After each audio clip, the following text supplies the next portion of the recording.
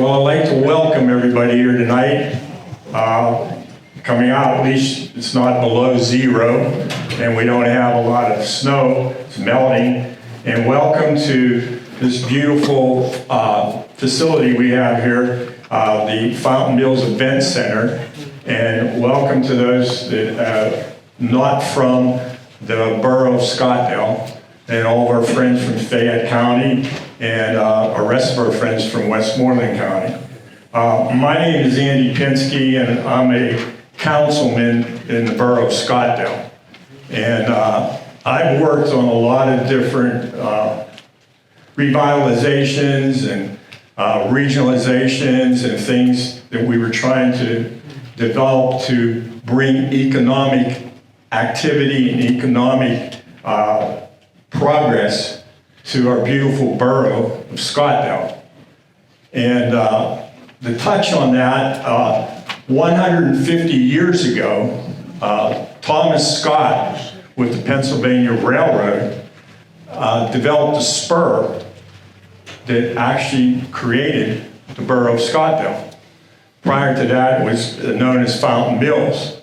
So now, 150 years later, we're looking at another type of spur that would connect to the Great Allegheny Passage to help bring that economic development to our region, to the borough of Scottdale, and then continue on over to our neighboring borough of Mount Pleasant via a trail that we have that connects our two boroughs together, which is the Coal and Coke Trail. So that's kind of like where we're at. And when I was approached several months ago by my good friend back there, Vern Oler, from the city of Connellsville, about trying to get something like this set up, I was really excited because I felt this is the way to get that economic development that we need. And we're talking most of these towns that are on these trails, they get a lot of traffic, and there's also a lot of people that come out and spend their hard-earned dollars in the little stores or restaurants that there are in these different boroughs or small towns. So this is kind of like where the focus is, at least on my personal end and for the borough of Scottdale. So to continue on, I'd like to ask, we have a lot of state, local, and county elected officials here. And I'd like for them to all stand or whatever for recognition.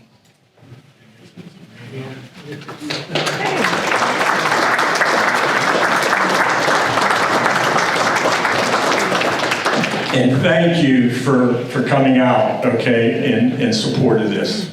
So with that, I'm going to turn over to Laura Coons, who's the Fayette County Economic Development Council, and we'll continue on with this program. At any time, there is some refreshments and a table in the back.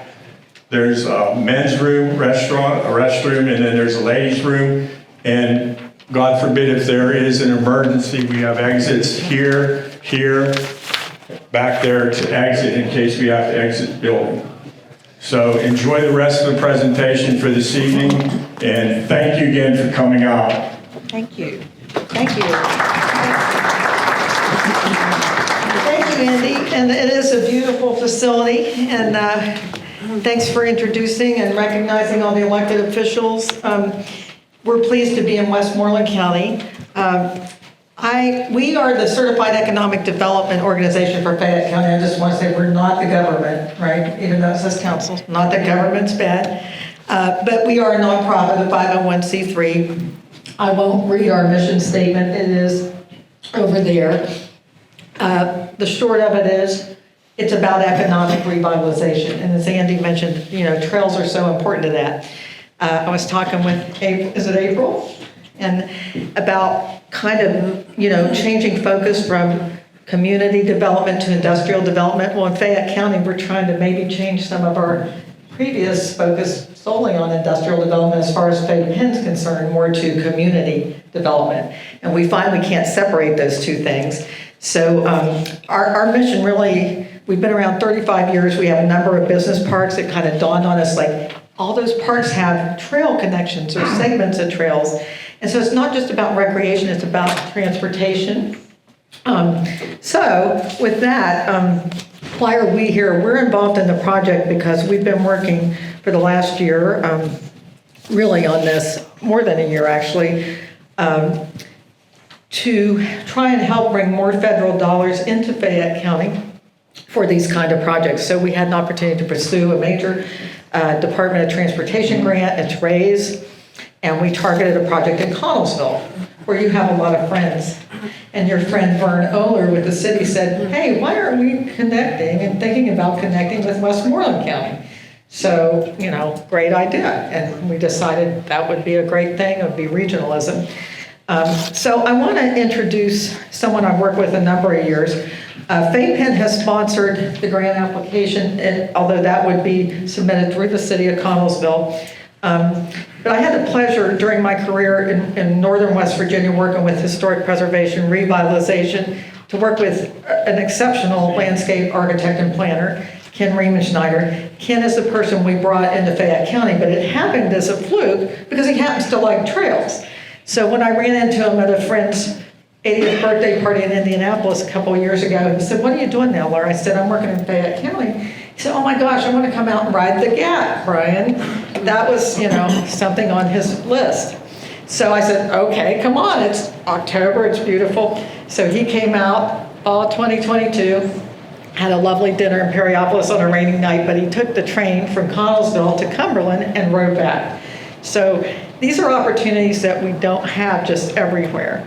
And I just want to say it's a pleasure to get to kind of work with the folks we have. We were able to work with Commissioner Dunn and Commissioner Vasides from Fayette County who have championed these trails. Thank you for that. Senator Stefano, you've been a champion as well of doing this. You recognize the importance of economic revitalization, but not just industrial parks, right? It's about quality of life and also transportation and getting folks around. So with that, I want to introduce Commissioner Dunn, who's going to say a few words about all this. Thank you, Laura. Thank you all for coming out. I usually say it's a great day in Fayette County, but we're not in Fayette County. So it's a great day in Westmoreland County. Commissioner Chu, thank you for coming out. I really appreciate you being here. I've been tasked to talk about how trails affect Fayette County, and we have two primary trails. First is the Great Allegheny Passage. Everybody knows about that one. 150 miles from Cumberland to Pittsburgh. It's an award-winning trail. It's a bucket list trail. Riders want to ride the Great Allegheny Passage. Visitors from every state, visitors from 40 countries. Everybody knows about that one. The second trail is the Sheepskin Trail. The Sheepskin Trail is a 34-mile-long connector trail that will run from Connellsville to Morgantown, West Virginia. And if you can imagine, you have a group of trails up here in Pennsylvania. You have a group of trails down here in West Virginia. Those two sets of trails never meet. The Sheepskin Trail will be that connection. The Sheepskin Trail will connect, and using 34 miles of trail, it will connect 1,400 miles of trail. So those are the two trails that we have in Fayette County. And what we are seeing right now is a lot of economic activity around the trails. And I know the Conservancy's here to present those numbers. I'm not going to steal his thunder presenting the economic development numbers, but I don't need numbers. I just need my eyes, and you can visually see what's going on. The evidence is empirical. It's right in front of you. And two towns kind of display that in Fayette County. And the first is Ohiopyle, a town of less than 20 permanent residents, seeing 1.2 to 1.5 million visitors a year, surrounded by the largest state park in Pennsylvania, 20,000 acres, the Ohiopyle State Park. Every outdoor activity that you would want to do, including whitewater rafting, hiking, biking, and all that fun stuff. Places to stay, places to eat, places to buy things, all in Powell. The second is Connellsville. Connellsville is vastly different. Connellsville is in a growth phase.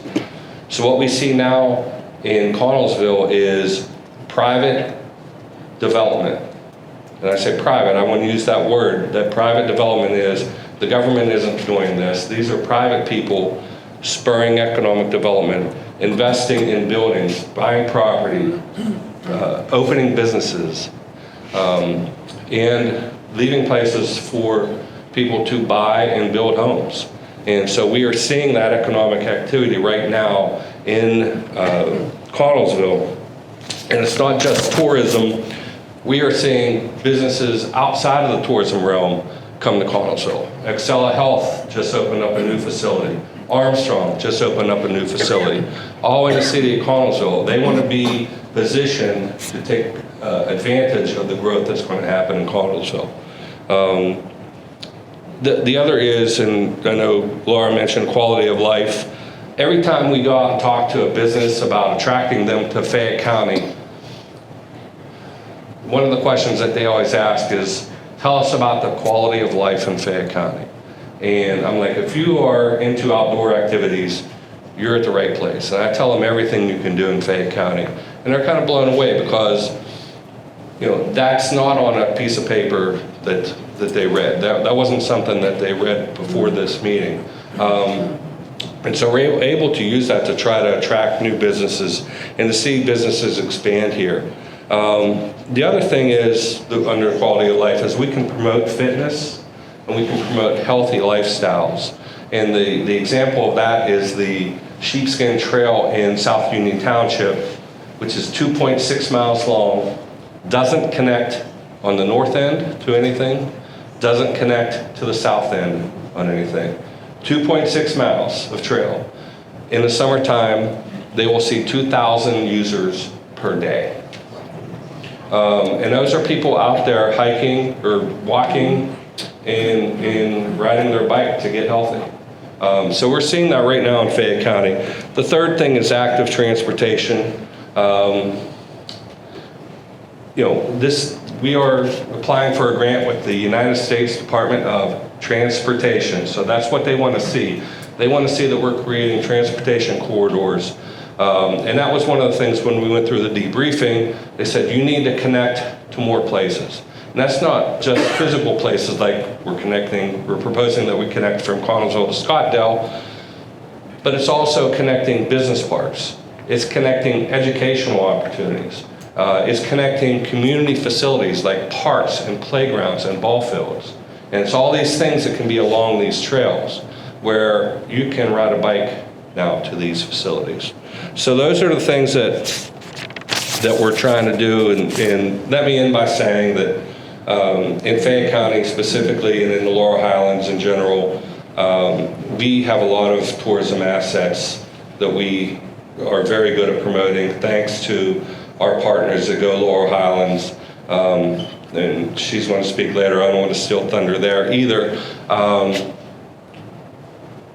So we have tourism assets, but it's not just enough to have and promote tourism assets. We need to build and continue to build new assets so that we can attract even more people to Fayette County, more residents, more companies in Fayette County, so that we can continue to grow as a region. So thank you very much. Thank you, Commissioner. Your timing is perfect, Mayor. Don't go to that. So also, I want to mention, I know Adam Mattis is here from DCNR, and we appreciate that, when the governor came to announce the outdoor recreation office, it was in Connellsville with the bridge. So I just wanted to mention that. It's really important. So Mayor Lincoln, Greg Lincoln from Connellsville, impeccable timing. He's going to talk a little about Connellsville in the front. Good to see you. Hey y'all, sorry, late. I just want to thank Fayette and Commissioner Dunn and Commissioners for keeping this project alive and believing in what this is going to bring to not only Connellsville, when we connect into Connellsville Township, I'm just gonna tell you all, if we connect it to Scottdale, you're gonna see the fruits of what, you'll be mind blown of what's gonna come. I will tell you all, come down to Connellsville from April 1st to November and come see the hundreds of bikes that are all through our city every day. It really is an amazing thing to see when you drive around from 11 o'clock to 1 or 2. They're at all our restaurants, they're exploring, staying at our hotel. We're starting to get Airbnbs and we have a bed and breakfast. So we have fully embraced the outdoor recreation in Connellsville so much. And to add on to it, the governor of Pennsylvania came to Connellsville to announce his new Department of Outdoor Recreation. So believe me, they see us. The state sees us. They see us as a model of what you can become if you believe in this bike trail and you put the efforts into it. And we're very fortunate because we have a Yawk River Trail Council, the volunteers, not paid. I don't want to age anybody, but probably the average age is 60 and up. And, we just had 2 storms.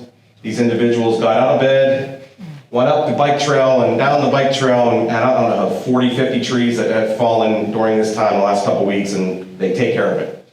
They maintain. I'm going to tell you, if you talk to a biker, the 25 miles or 35 miles a day maintained is probably one of the best stretches of the gap there is, because they believe in it. And thank God for them, because they do so much for our little community in Connellsville. This project right here, this is everything for us. This is the future. We're going to have a little Ohio POW with this bridge project, because people are going to just come to see that. Because this design that they came up with is gorgeous. I hope that we can get funded and it can look just like that. I know everything, you always have a wish list of things, and I'm hoping that we can do that. I do know that Commissioner Dunn is fully embraced this outdoor recreation, and the rest of it, Commissioner Mercedes and Nora are working very hard for our county to get this project, get the sheepskin trail connected from Connellsville all the way to Point Marion. But I will tell you this, when they connect it to Uniontown's going to see what it's like to have thousands of bikers come through their city. And I'm telling you, it has literally saved our city of Connellsville.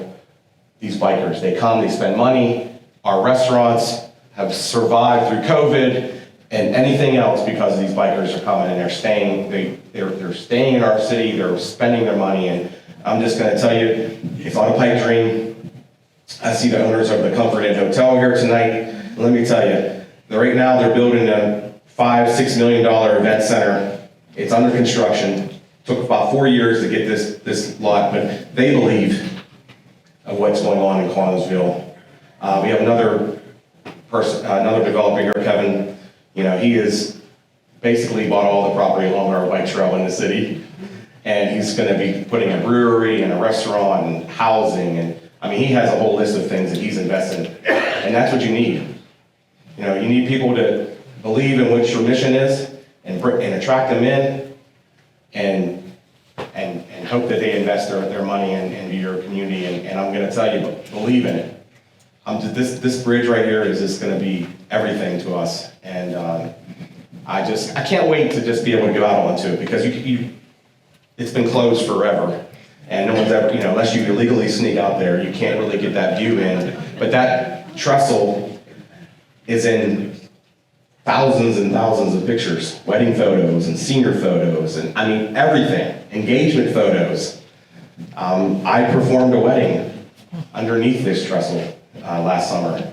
People they love that view from our park, and so to be able to be up on top of it and be able to hang out, and for Fayette County and the county to have events up on this bridge, and maybe have a wedding up on this trestle, and the sky's the limit. And we just need the support of our federal leaders to buy into this, to help push this through the Appropriations Committee and fund this project. And I will tell you, it'll be a windfall. And once we do, and that's the next step, is to get Westmoreland County to believe in this project too, because I'm telling you, once you connect into the gap, thousands and thousands and thousands of bikers travel that gap every year.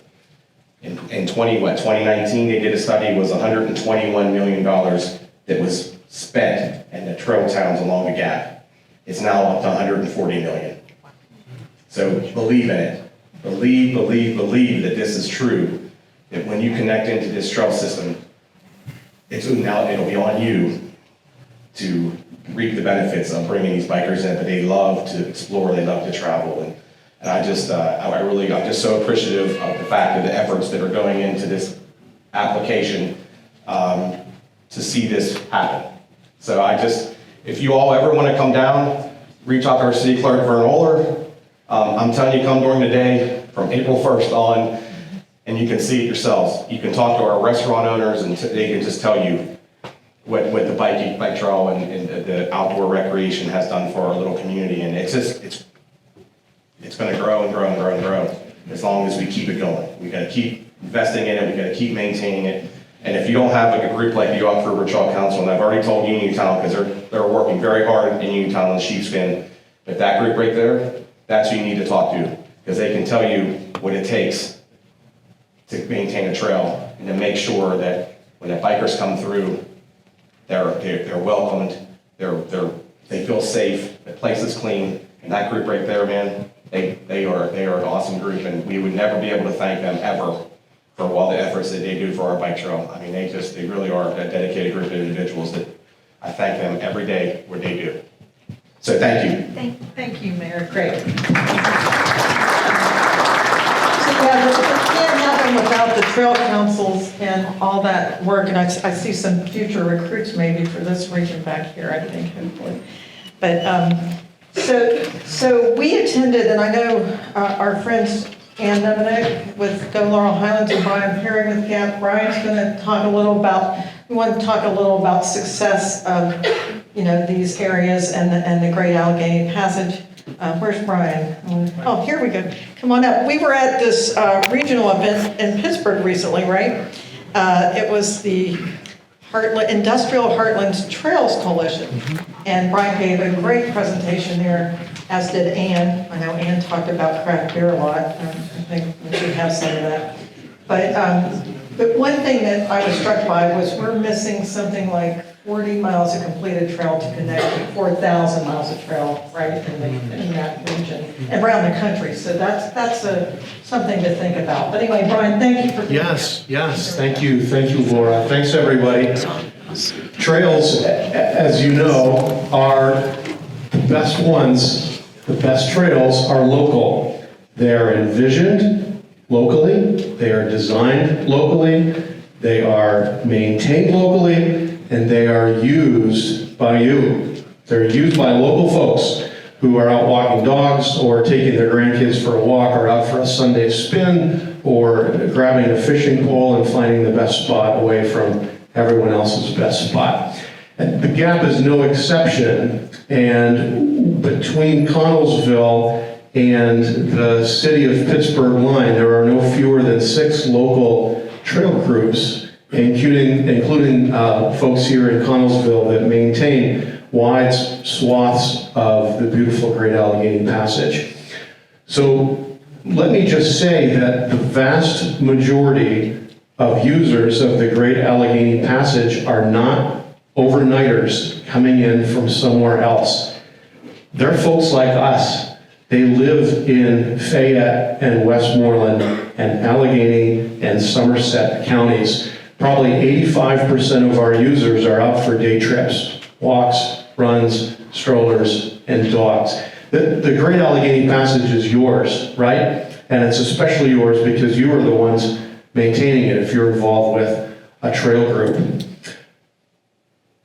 The adage that Pennsylvania has staked its claim on, that you've got a friend here, is made known in our trail towns because of their hospitality. But it's your hospitality, and it's the hospitality of folks at the Valley Dairy, and at the Comfort Inn, and at Kickstand Kitchen, and at Bud Murphy's, and at a whole host of restaurants and cafes and bike shops and places where folks from outside of the region really are spending their money. And that makes it beautiful for them. But first and foremost, our tourism assets are for local folks first. And so for folks here in the Laurel Highlands, you've got a nationally renowned asset that's yours, that you take care of and that you enjoy more than anyone else. Our guests, though, like Mayor Lincoln suggested, are making a big difference in our region. Our 2019 and 2021 study indicated about $121 million of economic impact in the 5-county region through which the Great Allegheny Passage travels. About a third of that, right here in the Laurel Highlands, about the same amount of impact as the entire city of Pittsburgh and Allegheny County, which has over twice the population. Why? Probably because of your friendliness. In part because of how beautiful the Gap is in this part of the world. How is that impact being made? Well, through tourists who are coming from all over the world to be here, and small business owners are benefiting. Not only small business owners, but local tax receipts along the Gap and in our 5 counties number about $19 million. Most of that in federal taxes, and some of that in state and local taxes. And while no one likes to be taxed, we do rely on tax income to support all the wonderful amenities that we do have in the region.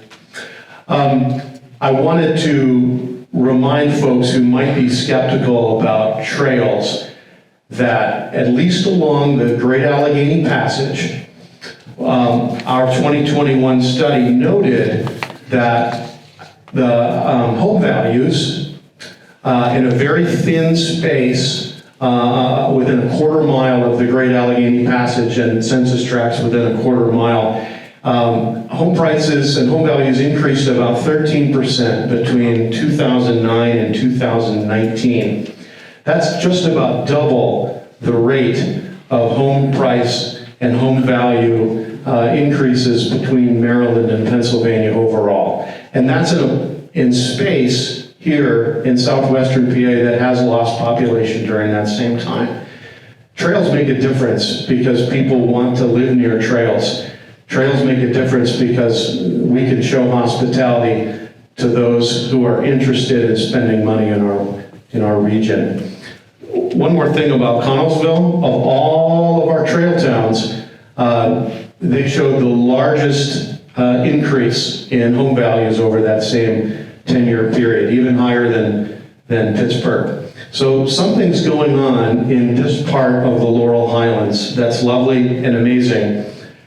And to have the sheepskin connect, and if projects like this can take off and come to fruition, having the coal and coke perhaps connect over the Iron Horse Bridge, over the Yacht to the Gap, that would place Connellsville squarely in the center of outdoor rec and tourism along the Great Allegheny Passage. Connellsville's already set up to provide a great launching pad for folks who want to visit Ohio Pile State Park because the restaurants are here and the beds are here, the hospitality is here. But having this intersection would really put this region on the map. Places like Smithton in Westmoreland County are on the rise. They've added a pollinator garden. A local pub owner there has improved his property significantly. They have a bike fix-it station in town. The folks in Whitsett are seeing extra traffic, partly because of the hospitality of the local trail group there, partly because of the Ruins Project. Westmoreland is benefiting, Fayette is benefiting.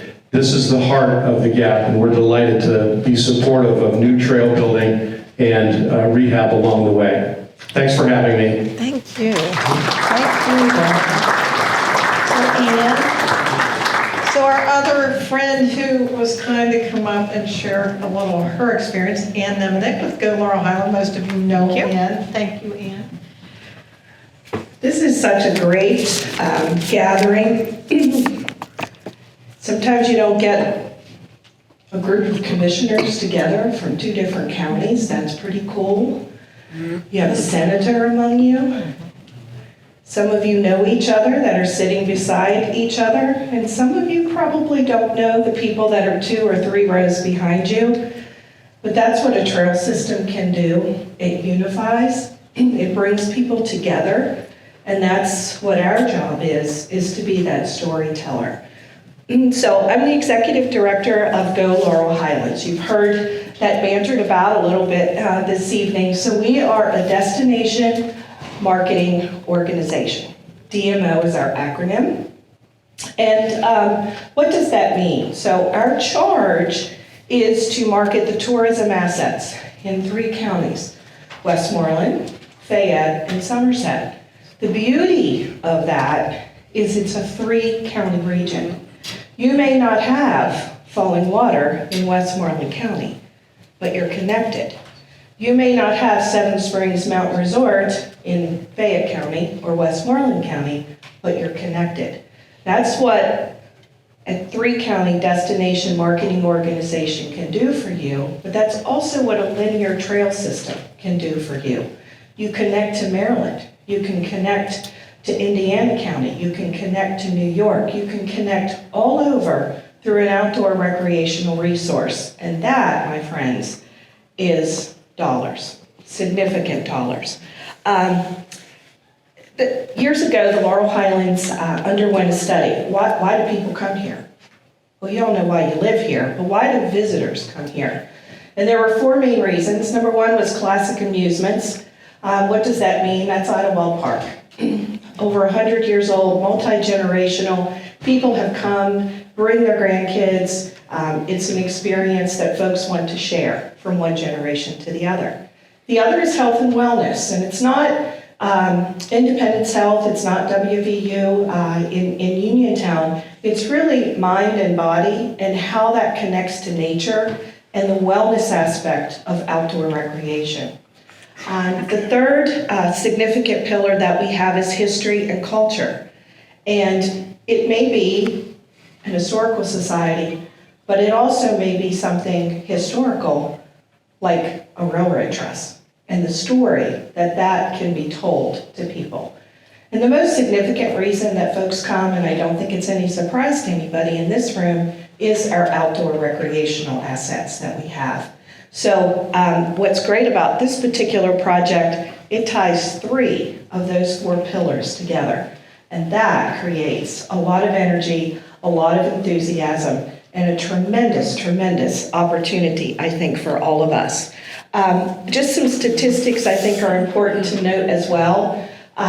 When visitors come to a particular region, why do they come? How much money do they spend? So the number one reason, or the number one, spend that they have is transportation. So transportation encompasses gas in your car, where you're going to spend the night. That's the number one little pot of money. But the second one is outdoor recreation. You also have your food and shopping and those kind of things, but it's significant in the Laurel Highlands that number 2 is outdoor recreation, and that's why all of you are here together. So in Fayette County, the average is $128 million annually that a visitor spends on outdoor recreation. So that's in Fayette County.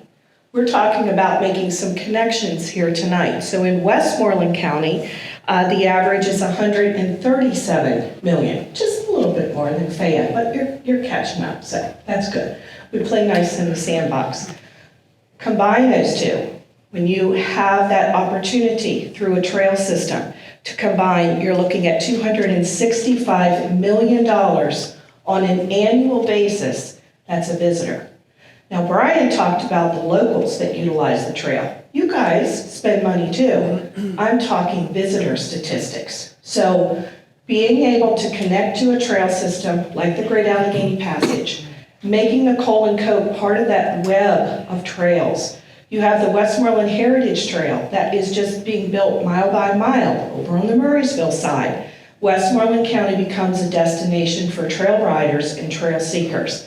One thing that we know at our office is if you've ridden the Great Allegheny Passage once, You don't just stop at once because you tell somebody else about it. You're bringing other people back to enjoy that experience. You may have ridden in the fall, and good heavens, we know it's the second week of October where the leaves are peak season. You want to come back in May. You want to see the mountain laurel and you want to see the rhododendron in bloom. There's reasons to come to this region year-round. And the beauty of a flat and a rail trail system is 4 seasons. People are now discovering that maybe their knees aren't quite what they are. I have a new hip, so I can speak to this. Cross-country skiing or snowshoeing is more appealing to them than perhaps downhill. That's where the trail gets used 4 seasons out of the year, and that's another significant benefit of the Laurel Highlands. So again, just talking specifically about the Iron Bridge project, why we are excited about this, it really is a connector, and you've heard that word. To me, it's a connector to railroad history. It is a connector for communities. It's a connector for locals and visitors alike. It's a connector for our counties, and most significantly, it's a connector for outdoor recreation, and that's really great for us. So we're excited because we have a lot of wonderful tourism assets in the Laurel Highlands, but we are always looking for the next great thing, and that, my friends, is right over here. You're going to hear about the significance of what that can be, and with that comes stories that we are able to share. So we lend our total support to this project, and we are extremely appreciative to be part of this. So it checks a lot of boxes for us, and hopefully when you learn a little bit more, you'll be on board with this project as well. Thanks for your time. Thank you. Thank you. We appreciate all you do to market our region internationally. You have international visitors. I forget who told me they met someone from South Africa recently on the trail, but Greg Botta, are you here? Do you mind to come up a moment? These gentlemen are just going to share a little bit of successful business on the trail and what it means to a business and how you're actually affected. Thank you. We haven't met. I'm Laura. Thank you. Good evening. My name is Greg Botta, and I was not involved in anything except retirement. And this gentleman here got me out of retirement. I was in education for 35 years, and I was the head football coach for 28 years at a high school in Westmoreland County. Nathan's like a brother to me. And he said, Greg, there's an opportunity for us. I said, for what? We down in Connellsville. I said, Connellsville? And I didn't know anything about it except we played them every year. So I said, what is it? He goes, a hotel. On the Gap Trail on the Yawk River. And I said, okay, my brother's in Arizona, and we got him involved. He came out, and we gave Nathan money to get this hotel going. Problem was COVID hit. So for 2 years, we're struggling. Ends up that we get through COVID, don't do very well. I find a woman in the back, Cheryl Babbitt. She was my booster club president for 5 years. I had both her sons. She ran the Comfort Inn off of Rodeo Road in Penn Hills. I don't know if you know where that is or not.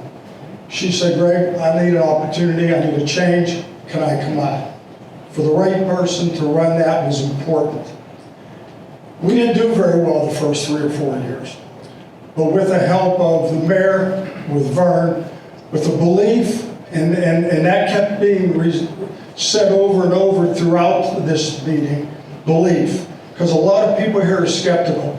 I was skeptical, very skeptical. I go to Connellsville once or twice a week now. I love the hotel. I love the people that work there. We believe in it, and we met so many people from around the world. New Zealand, Australia, Italy, Japan, federal judge from Tampa Bay, Florida. They're all on the trail, and it's just booming. The next thing he wanted to do was build an event center restaurant. And we're in the process of down there building that right now. We got a liquor license yesterday because of Greg and Vern. Thank you very much. That was a struggle, and we found one. And that puts us exactly where we need to be. But this gentleman here, Carnegie Mellon grad, a visionary, and I mean that, truthfully, he has just come a long way. But you gotta have support, and I need something done, I call Vern, I call Greg, it's done. And they believe, and I heard that being said over and over, belief, not hope, but belief, and not skepticism. So, things are doing very well down there, and Nathan's probably gonna go through some of the statistics that we have gone through the last couple of years and why we decided to do the event center next door. And with what Kevin Leonard's doing down there, that's going to be a place that everybody's going to come to. If that bridge comes through, game over. Nate? Evening, everybody. Nate Morgan. I was an original partner in the hotel, and then we had some troubles and went through a reorganization, and then, Greg and his brother stepped in a big way. And, to back up even further, I remember being in my office, 2015, 2016, and one of my employees walks down the hall and tells me about 3 hotel deals that could be a potential. And one was Strip District, one was Millville, and one was Connellsville. And I said, Connellsville? And it just happens my wife is from Connellsville. So tell me more about Connellsville. So they told me all about it. And went home, told my wife about it. First thing she said was, don't do it. So I did it, of course. But there was the skepticism. She was a lifelong resident of Connellsville, and I'm not saying she didn't have the vision to see what it could be. I probably didn't either. I'm a landlord, I'm a developer, and slinging deals in Pittsburgh for 20 years, and kind of getting bored doing that, kind of looking to do something else. So I'd have to say it was half curiosity, but also half, belief in the trail. I saw the Gap Trail, I saw the numbers, and I certainly believed it. Like Greg was saying, we had some troubles early on, and then we reorganized, and there were 2 big things that happened. We switched from Cobblestone to Comfort Inn, and that was a big thing because most people know about a Comfort Inn and not a Cobblestone. Otherwise, they flat right by us on 119 and land in Uniontown at a hotel over there. And the other thing was that woman in the back of the room, Cheryl Babbitt. She is a huge reason why our hotel is successful, along with the Gap Trail, of course. Our hotel, 3 years in a row now, has received Ring of Honor awards in the Choice Hotel system, and it's because of her. I'm definitely humble, and I know that I'm not responsible, she is, and Greg's up there quite a bit as well. But getting back to the hotel and the power of the trail, over the past 3 years, we have seen 20% gross revenue and number of room nights sold, and the event center, the land next to the hotel was available, and me having a hotel right there, I got to control that piece too. Who knows what someone else is going to build, and we wanted to spur winter revenue. So what's funny is that we're having our best winter ever, and the event center's not even built yet, and I just have to think that it's residual effects of just having the hotel being, doing so well, and people just come back. And as a matter of fact, we just had our Christmas party, and there we all are, celebrating, having fun. I look over, there's a couple at the bar.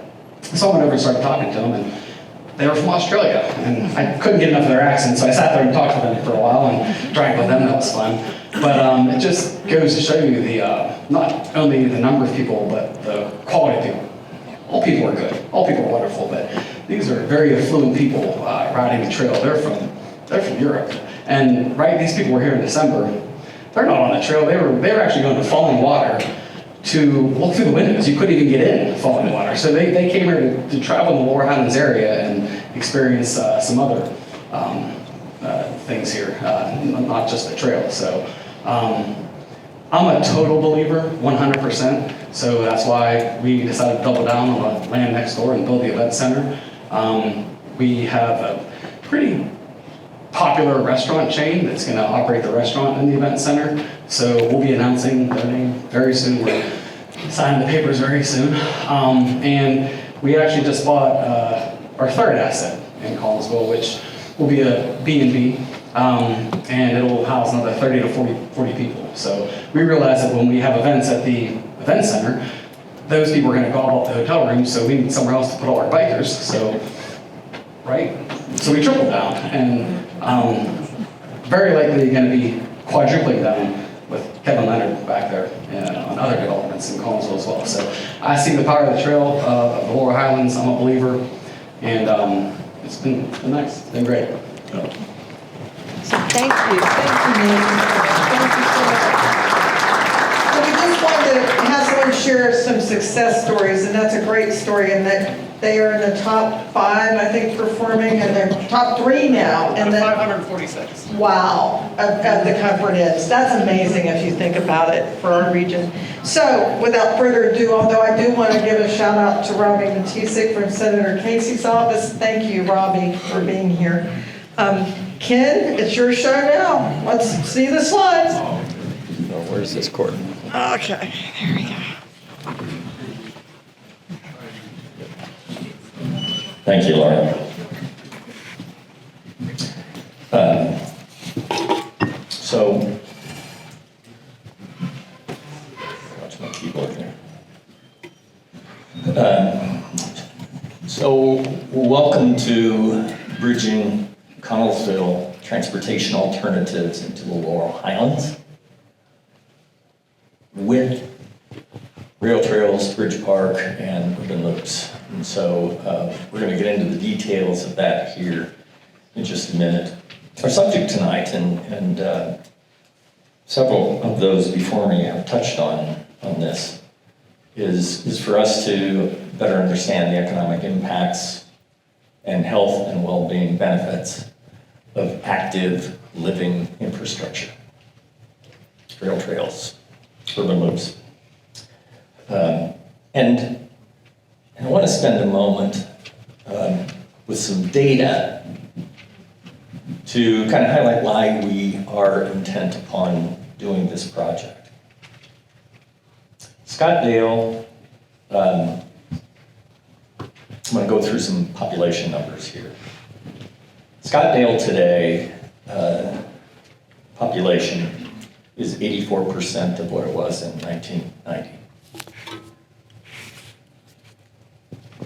Everson population today is 80% of what it was in 1990.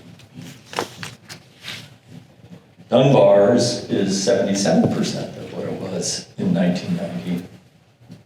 And Connellsville's is 74% of what it was in 1990. Those are kind of sobering statistics. Now, we have heard and are seeing evidence of a fair amount of activity in the Connellsville area. And the Gap Conservancy has done a wonderful job of documenting the economic impacts and benefits of the Gap Trail for the communities along the Gap. And so the corridors we're looking at planning and designing and cost estimating and getting constructed will be a benefit to every one of the communities up and down the corridor. So we in order to change those patterns, we want to bring this trail-oriented development to the communities along the Sheepskin and the Coalco Trail.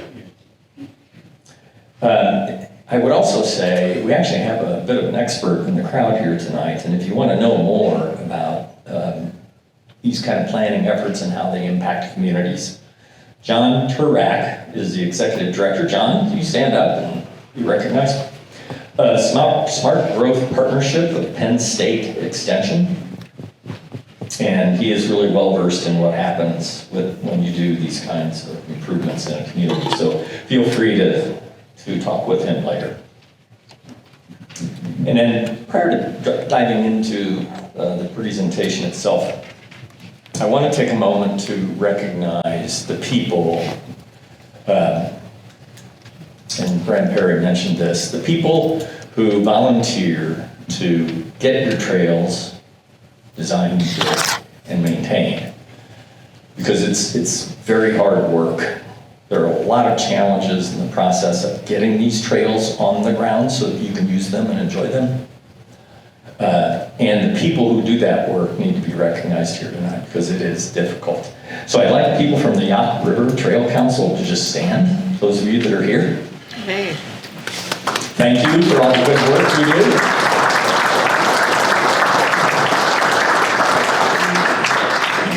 I also would like the Cole and Cope Trail Council members to stand and be recognized for all the good work you do.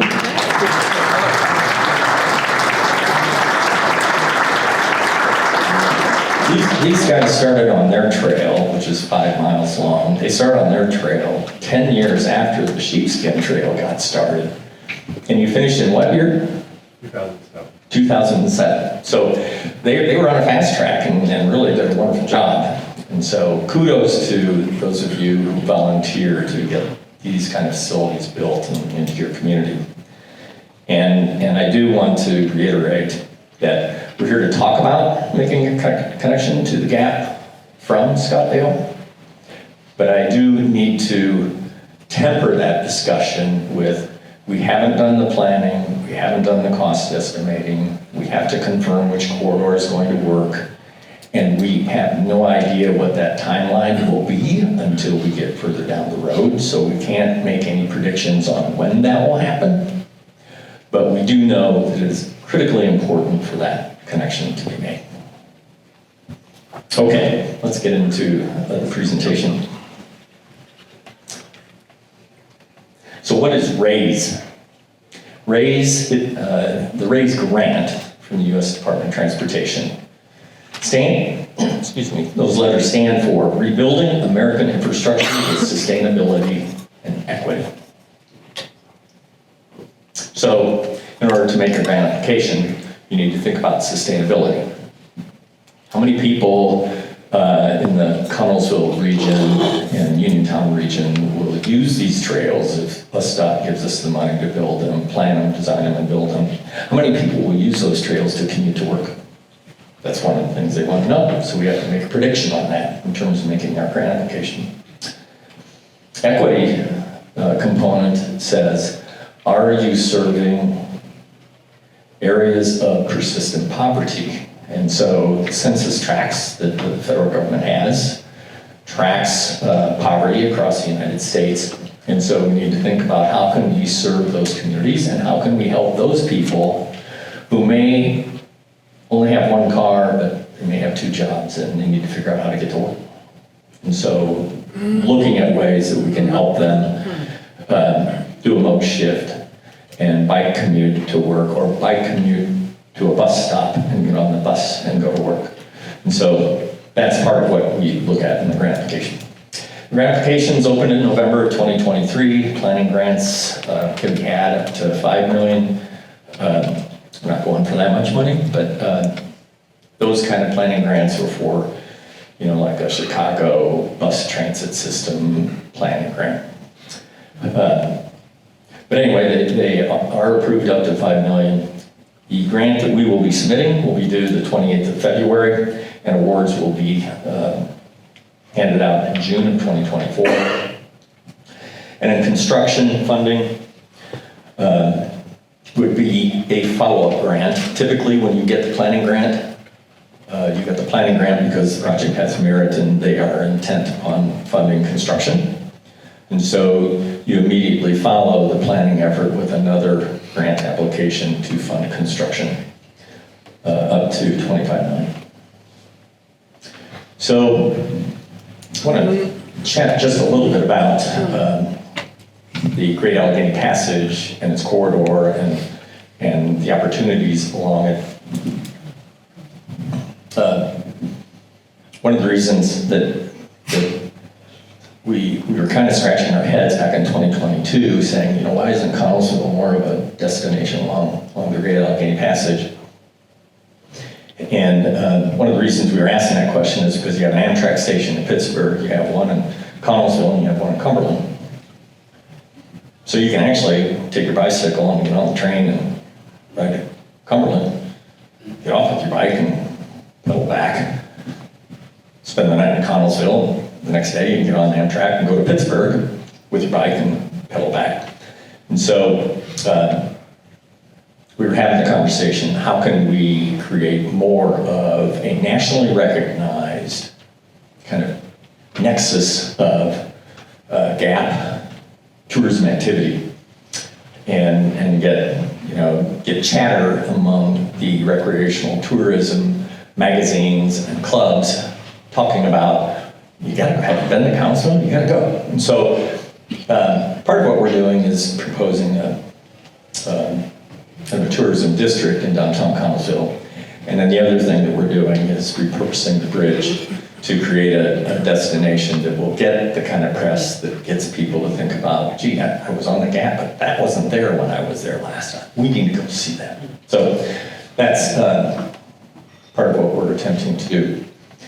And we've heard from Brian Perry, their 2021 economic impact studies and all the benefits that come from that. So I won't go into all those details, but one of those is worth mentioning, and that is that GAP-supported jobs have an average annual living wage of $38,000 to $40,000.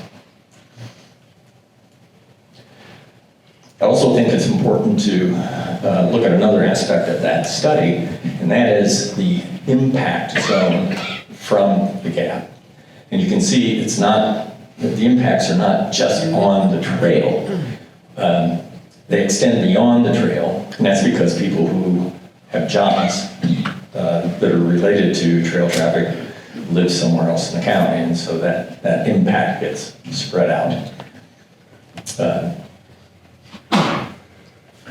So this project, the pink line is the Great Allegheny Passage, and you can see Scottdale, Everson, Connellsville, Dunbar, Penn State, Everly campus, and Uniontown.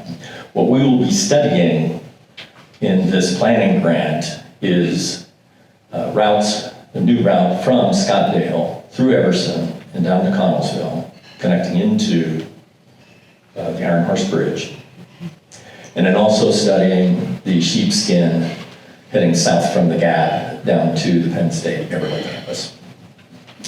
One of the things that makes the Gap so successful as a recreational trail is the great job they have done in having signage and wayfinding and trail user services at these nodes where the trail connects to a road or a side path that leads into confluence.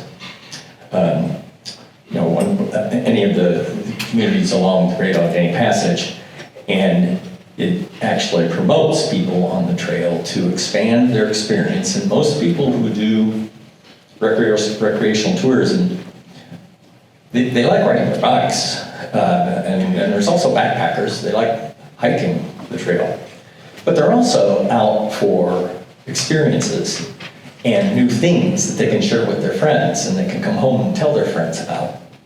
And so getting into a new town, experiencing a new restaurant, going to a new entertainment venue or comedy club or what have you, Overton Distillery, right?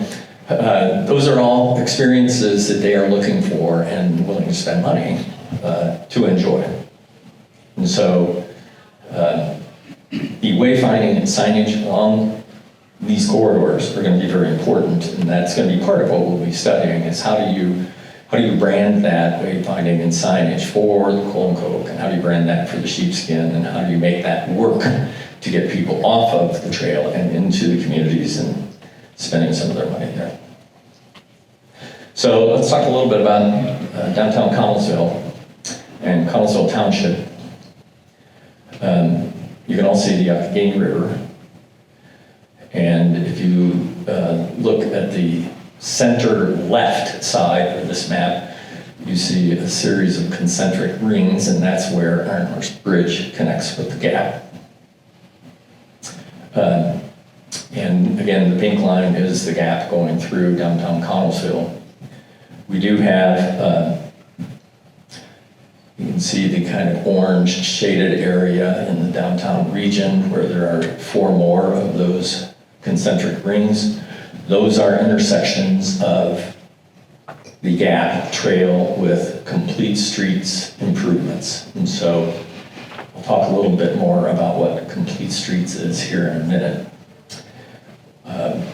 But those nodes are intended to be able to get the bikers' attention and get them to think about taking one of these other streets and exploring downtown Connellsville and seeing what it has to offer. At the very end, at this location, is where Greg and Nate's hotel is and where their event center is being planned. But you can also see that the trail goes across the river, across another railroad line, and then lands in Connellsville Township, and it loops through this neighborhood, comes under Highway 119, which at certain times of the day is a scary thing to try and cross, so it's nice that we have an underpass. That underpass is not necessarily up to standards, and so this project is going to redesign that to make it up to standards. But the beauty of that is it allows all of these residents in this area to have an alternative way to get over to the shopping district on the other side of 119, but also to the Amtrak station at this location, and then the other businesses along Pittsburgh, Crawford Avenue, including the Connellsville Canteen. I'm hoping everyone here has been to the Connellsville Canteen. That's a very interesting venue with all their World War II memorabilia. So let's go to zoom in on that tourism district in downtown Connellsville. This project is proposing that we do an overlay district over this portion of downtown. And essentially what an overlay district is it doesn't remove any properties or businesses from that area. It just provides an overlay that allows for someone, and Greg and Nate mentioned in their conversation, they're getting ready to do a B&B facility.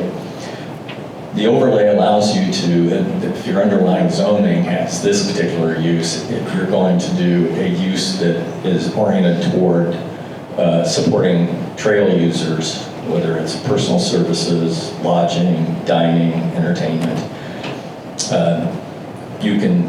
your zoning approvals will be expedited to support that. So we're not removing any businesses, we're not forcing anyone out, but if you own some property there and you want to do a conversion and try and tap into the gap traffic with a business enterprise, that would be expedited. These lines right here are the complete street improvements. So we have some visuals over here that show complete streets have accommodations for pedestrians. They have street trees that provide shade. And then they have drive lanes, separated bike lanes that allow for what is termed multimodal transportation. So you can walk, you can bike, you can drive your car. And so one of the advantages of complete streets is it actually provides for cooler temperatures in the heat of summer because of the shade the trees provide. The other thing that we do in complete streets, which you can see here, these tree beds have curves on 3 sides, and the sidewalk is pitched. So when it rains, all the water from the sidewalk goes in the side of the tree planter where there's no curb. And it stages in there and then soaks in. So that we don't have to have an irrigation system, we just mechanically irrigate the trees. And the photograph at the top was probably 2 years after we had this project done. And the photograph below is 4 years, and you can see the amount of growth. The trees have done exceptionally well and doing their job in cooling the environment.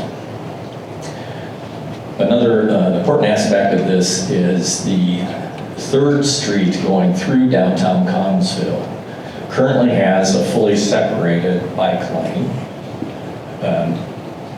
That corridor is going to obviously retain that fully separated bike lane for the Gap Trail users. But it will, with these improvements, get a refresh and an update. And then this shows the Iron Horse Bridge. Here you can see the bow truss section of the bridge. Can everybody see my cursor? I do have a pointer, but can everybody see my cursor? Okay. You can see the shadow of the bow truss section in the river. So this is the overhead structure portion of the bridge. And we're planning to utilize that structural element to cantilever off the sides of that to create a sun deck on the south side and a shade deck on the north side with a curvilinear bench that weaves around large corten steel planters that will have landscape and vines growing up over it to create the shade on that side of the bridge part. A little more detail on that coming up. And you can see the connection down to the gap. This is, back in the day, this was a railroad line going north, and this was a railroad line going across the river. So obviously, this bridge deck, railroad deck, is elevated because it goes over a railroad on this bank of the river, and then on the other side it goes across another railroad. So this entire bridge is 1,500 feet long. This is the biker's view entering onto the bridge. And there are a couple things we've done here. We've created visually with the pavement markings, we've created kind of the bike lane down the middle and kind of the pedestrian corridor on both sides. And so these markings are visual cues of the people that are on the bridge before they cross the center of the bridge, for them to take a look and make certain there aren't some cyclists coming across the bridge on the trail. Here's the curvilinear benches, corten steel planters, the existing bow truss structural system, and then the trellis, the overhanging trellis above. And the project will be programmed with music and street vendors serving up your Polish sausages and whatnot. Pepperoni rolls. Oh, yeah. So the sun deck, and I'm showing the sun deck at dusk, I guess. But the sun deck is obviously open to sunlight during the daytime. We have a proposed commissioned piece of art that is a vertical stainless steel structure from which we would pump river water up and down, thinking that might be user activated so that you kind of have to go out on the bridge and hit the button to see it operate. Again, activating the bridge. And then obviously seating and chairs and bike racks and places to sit and eat your food vendor goodies. So, trail towns, I'm going to just chat a little bit about this. The Allegheny Trail Alliance prepared this guide, and it's an incredibly good guide for giving communities instructions on how to make certain they can take advantage of this traffic. I mean, if you think about it, it's almost like its own little highway, right? The people have wallets, they're looking for experiences, and they want to go somewhere and do something. And it's easier to get somebody off a bike than it is to get them out of their car. And so if you think about this highway with all these people on it, probably makes sense to figure out what do you need to do to get these people off their bike and get them to come to your shop or your store or your farmer's market. And so this project was administered by the Regional Trail Corporation. Is Tom Petras here? Yes. Thank you, Tom. And financed in part by a grant from the Keystone Recreation Park and Conservation Fund under the administration of the Pennsylvania Department of Conservation and Natural Resources Bureau of Recreation and Conservation. So, and kudos to the organization for making this available to anyone who wants to use it anywhere around the country. It is an incredibly good guide to give communities advice on how to best take advantage of this traffic coming through your town. And here we have some quotes of people telling about the benefits of the gap. Another thing I'd like to point out is that the residents who live in communities that have a gap trail going through it have very positive attitudes about that trail in their community. And you can see 85%, 94%, 89%, 93% that gap users spend money in my community. The gap is easy to access. Visitors are pleasant and respectful. And that's pretty much true around the country, people who use recreational trails. They don't litter, actually, they pick up litter. And then the gap makes my community more vibrant. One of the advantages of having these kind of facilities is that local people use these trails and they become more connected to their own community, and they meet people on the trail and they get to know people that they share their community with, and they become more bonded and committed to their community.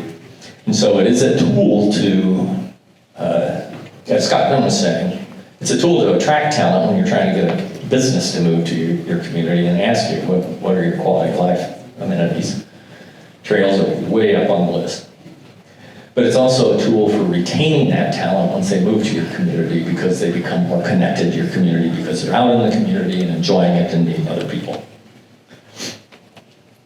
So, I'm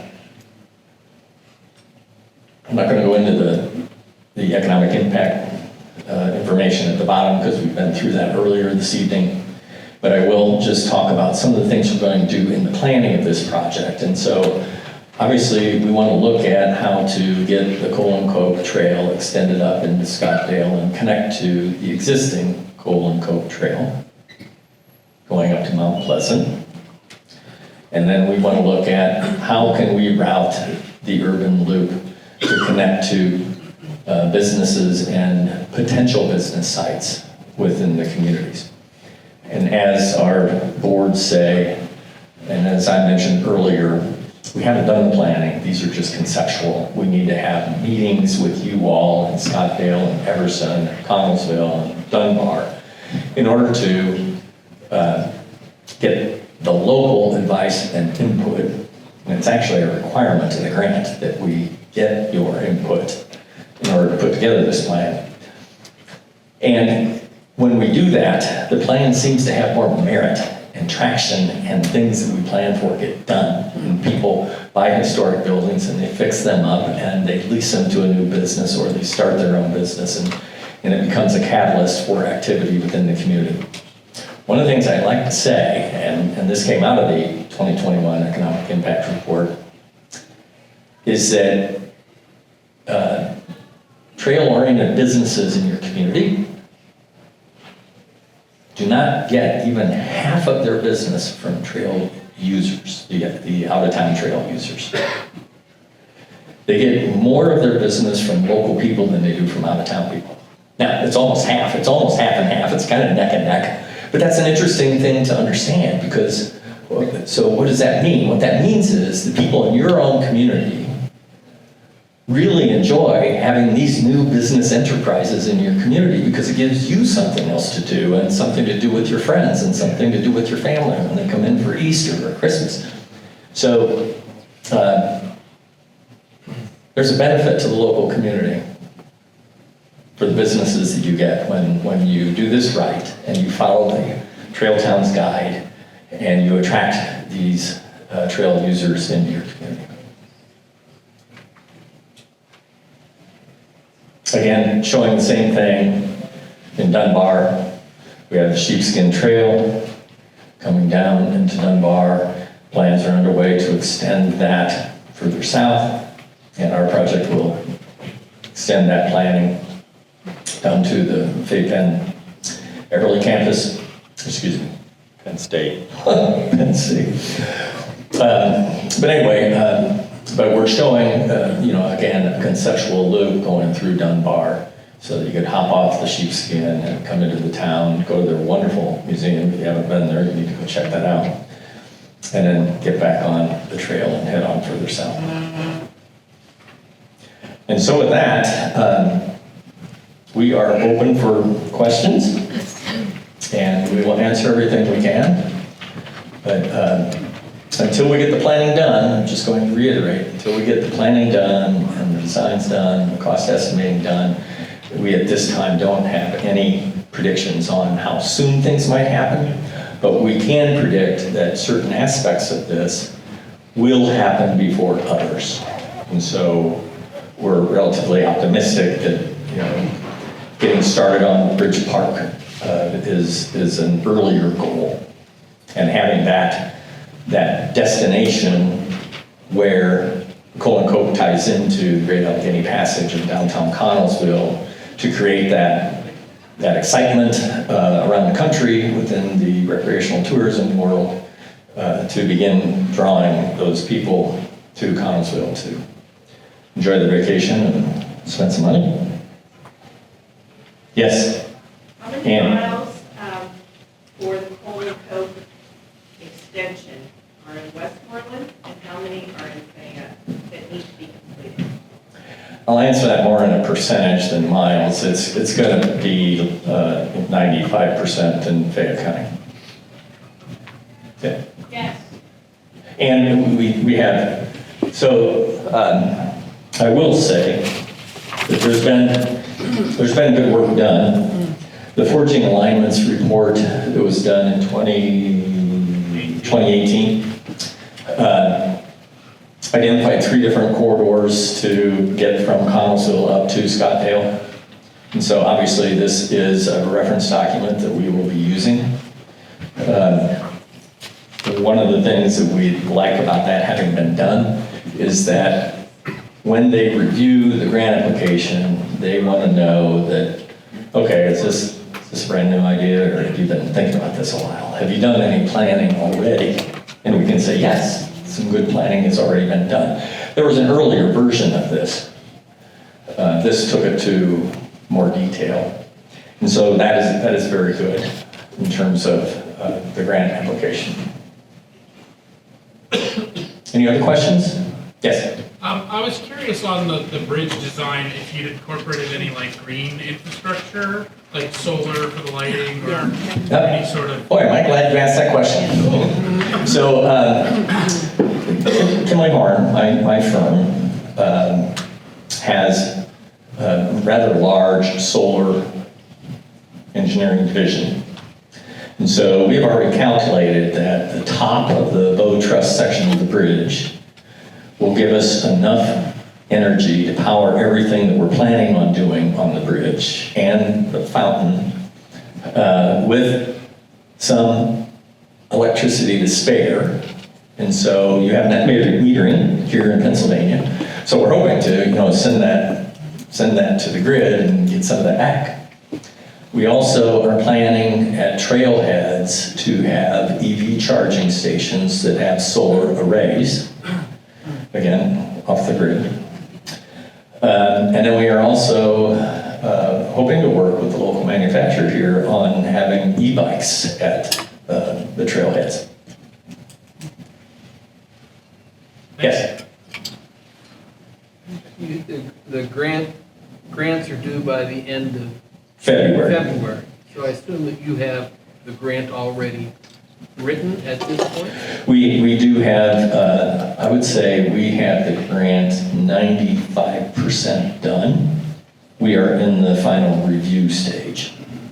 And so, obviously, we're asking our client base. I'm sorry, I'm going to interject here because this is my play for support letters.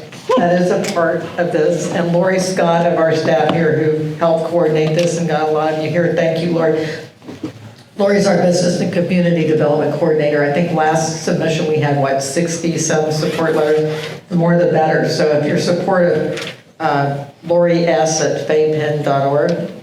or you can, I think info. Info at PayPal. Yeah, it's really important because I think the federal government needs to see the support, and particularly when we're talking a regional project. But yes, we actually, when we submitted last year, it wasn't as regional, and I think that's a real plus here to extend into Westmoreland County. But also, we had a very robust debrief with the federal agency, and so we think we can strengthen our application this time, hopefully. Again, it's a planning grant, but Ken, sorry. Yeah, thank you, Laura. Yes, we need letters of support. If you want a business and you have a business letterhead, it's even better. But every letter of support counts, and they look at those, believe me. They want to know, so you saw people taking pictures tonight, right? We have to document that we've had public engagement, that we announced we were having a public meeting, and people took time out of their personal lives to come here tonight and to listen to what this project is about and what it means to your community. And your letters of support just amplify that immensely when they're trying to decide who do we give this to. Well, you know, this project doesn't seem like people are all that excited about it. Well, this project has 120 letters of support. So that's very, very important. Also, want to make certain, did everyone get one of these flyers so that you can take the survey? The number of people that take the survey are also very important to the U.S. Department of Transportation and making their grant evaluations. So take the time. It takes only 2 minutes. You can knock that out before you go to bed tonight. Yes? Well, I have a question. You said that the proposed trails, there's 3 proposed trails that go down from Everson to Connellsville? There's 3 routes that were identified in this study. There will only be one bid. Okay. Did the study ever contact property owners that are adjacent to that trail? Yes. Now, back in this study, What year was that study? 2018. No, nobody contacted us. There's 4 of us here, nobody contacted us. Okay. We live right on the trail. So nobody And we just contacted us. found out about it in a Yeah. article. Would you be willing to, once we disband here, to give us your contact information? Or Yeah, I'll talk to you. Okay, excellent. That would be helpful. Thank you. Yes. Now, one gentleman said that the increase in property value went up 13% for people that live near the trail. Near is the primary word there. Yeah. A lot of people don't live on the trail, they live near the trail. So property value on the trail declines. You're adjacent. Just like say if you're 25 yards off the trail, your property, if you go to sell that, is not going to be worth that much because people don't want to move in, especially if they have small kids or something like that, and raise them and be seeing people go up and down and noise all the time, barking dogs, all. They don't want to do that. So property is going to decline. That is a fact. I think it is a matter of perception. I am aware of a development on the Yakagani River that was constructed since the gap went in. And on the front side of the homes, immediately in front of the homes is the Great Allegheny Passage. Immediately behind the homes is the Yakagani River. And those are some really nice homes, and there's not many lots left, and that's pretty recent development. So those people are very interested in having that traffic outside their home. But there are people that aren't interested in having that traffic outside their home. And, everyone has their, perspective on that. Another question, do you ever take into consideration what it does to the wildlife? We got on ours, we got about a band of about 30 turkeys that come down every once in a while, go down You put a trail there, it's gonna drive everything away, everything.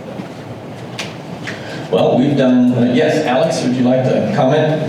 If I may say, sir, I do live right on the trail, and we have a lot of deer, 30 people through all the time. Deer have stopped all. Will the deer still come when people run the trail? Oh, yeah. I will say that in our trail work, so we're working on a trail in west central Indiana. It's 235 miles long, and it's along the Wabash River. And our client in this situation is a watershed group. They're interested in the quality of the water, and they've actually moved the needle on water quality improvements in the work that they've been doing. And so our design of that greenway is using native plants, and grasses and trees and sedges in order to provide wildlife foraging along the corridor. And so, not necessarily mowed grass, but meadows and sedge meadows, and even wetlands in order to improve the water quality and improve the habitat for wildlife. And so we generally, every opportunity we have, we want to restore the native landscape whenever we can, so that we can actually create foraging for wildlife diversity. Yes? I just wanted to follow up, on the Mount Pleasant end of the Coca-Cola Trail, I know of a developer that wanted to develop along the trail. It was the cost of the property that scared them off, not, proximity to the trail. Yeah. So just so like you said, perspective. Right, that is correct. Yeah, he can find cheaper land somewhere else. But there was interest in developing along the trail because there were people that wanted to live along the trail. Right. The price tag just. Yeah. Some will pay more to live. Right. Exactly. Yeah, exactly. Anybody else? We will stick around for additional conversation. Yes, there's someone in the back. Yes, sir. My name's Jason Vandermeer. I know a lot of people here. I grew up in Scottdale. I lived in Scottdale for my first 27 years of my life until I got married and I moved to Connellsville. And I just want to speak to my personal excitement. I have a vested interest in this project on multiple fronts. Number one, I'm a teacher at Westmoreland. I was a teacher at Connellsville. I coach and work in both districts. I consider myself a real Fay West man. I've been traveling across that bridge my whole life. My sister lives in Everson Bottoms on Crawford Road. My mom lives in Browntown. My brother John lives over here. My other sister Monica lives in Scottdale. And, I got married here and, it's like, I want people to understand that this project is a huge deal. I mean, you have people here, very influential people here. You have residents here. You have people that have spent their life working on these trails. It's a huge deal. If you go into Connellsville on any weekend, you walk down on the trail, you go to Martin's, you go to Kickstand, you go wherever. You can just be walking down there. You'll meet people from literally all over the country. I took my mom to Valley Dairy after church. We met people from New Mexico. We met people from Boston. We met people from New Orleans. That was like in 5 minutes of just standing there waiting for a table at Valley Dairy on a Sunday. And these people are coming in here, they're spending a lot of money. The economic impact is massive. It's not just for, business owners, it's for people in the community. I'm also invested as a parent, as a teacher. I can't tell you how many kids that I've worked with that have said, oh, I can't wait to move out of Connellsville. Oh, I can't wait to move out of Scottsdale. I can't wait to get out of here. So if you're a grandparent or a parent, you should want this to come to your town. And what I want for my kids is I want them to say, you know what, I'm proud to be here. I want to stay here. I want to live here. I want to raise my family here. So that's the things that get me excited when I think about this project, I think about the future, not just for myself, but for my children as well. Thank you, Jason.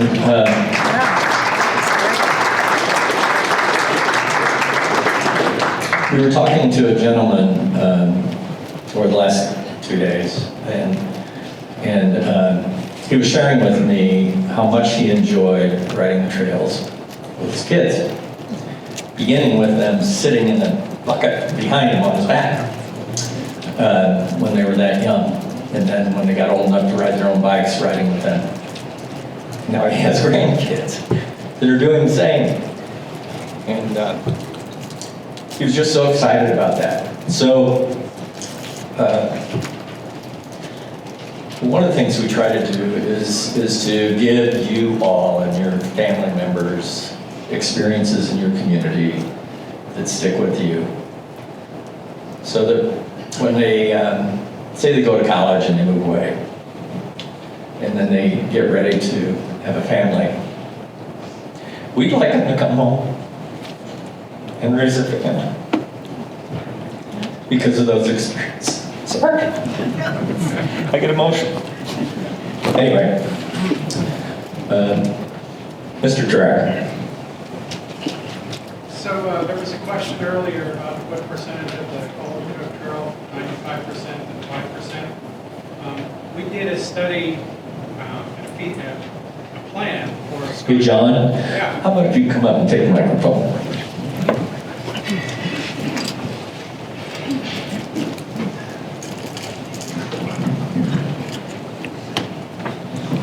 Now that I have this opportunity, can I have a show of hands how many people are from Westmoreland County? How many from Fayette? I always like to get the audience involved. There was the question of how much of the trail is in Westmoreland, how much is in Fayette. We did a plan that's completed, and I encourage you to take a look at it. I don't have a paper copy, but I can give you the link to go to the e-copy of the Smith and Scottdale Active Transportation Plan. And there's been a lot of study done on that urban loop already for Scottdale. That's probably the 5% that's in Westmoreland County. And it's a key destination for folks from Connellsville. When I look at the bridge, I think, okay, if they land there and they're visiting that bridge, if we can make that connection up to Scottdale, that's that additional economic development opportunity for Scottdale. Plus, they're probably then going to stay overnight, so that's a hotel stay. That generates dollars for the Tourism Bureau to put more money back out for more improvements. So it's a multiplier effect that will happen. But take a look at that plan. The funding for that, one thing that wasn't talked about is benefits, and that's public health. That funding was, that plan was funded by the Fayette Department of Health because of the importance that walking and biking in your neighborhoods and on these trails does for your bodies, both mental and physical health. So take a look at that study if you can, and it may help you whenever you're providing your feedback. There's been a lot of work done already. Thank you. Thank you, John. We will be using that study in our grant application. Thank you, John. Anybody else? And like I said, we'll be around if you want to come up and chat. Yes, Barry. Ken, just expand on what you spoke earlier. My wife and I use everything. Expand on. The question regarding what impact the trail has on the property does. My wife is a realtor. Oh. And I was. Okay. The development you were talking about in Connellsville. Oh, yes. So the one development I was talking about is a property that's been developed relatively recently. The gap was already in operation, and the gap is in the front yard, and the Yuccogainy River is in the backyard. And this relatively new development has very few lots left to build upon, and there's some pretty nice homes. If it's the same lot, if it's the same area that we were thinking of, there was a fella moving to this area that, from State College, he was moving back this way. He and his wife, he was retiring. And I was helping him try to find a property, and he wanted something along the trail. That was his goal. He wanted to live along the gas trail in Connellsville, and in that location. It's the same place. Yeah. So So walk Ken, by it all the time. Ken's not from here, he's talking about that down at the end of Ridge Boulevard in Connellsville. Yes. Yeah, We walk by okay. there all the time. Okay. That's the area where the fellow wanted the property. But what I wanted to stress was, he said the property values increased so much there, he couldn't afford anything that I tried to show him. Yeah. So that was, I just wanted to make Well, that point that they definitely, the values did have, Yeah. they did go up. And, you know, I mean, if you look at those property values, the further you get away from the trail, they trend down. And so the backup advisement, I would say, is you look for lots that are, you know, 2 or 4 blocks away from the trail that can be easily accessed, right? So, We have to drive to get to the trail. I wish we had a trail. yeah, right. Yeah, I think one more from John. One more question for the audience. How many of you, maybe, I know that there's a lot of ag land around Scottdale, this area. How many of you might be farmers or farmland owners? Any? Not a lot, but, there's agritourism and agritainment. It's becoming very popular. Think of Maple Bottom Farms. You know, having a trail, that might be something that those landowners could think about also. Thank you, John.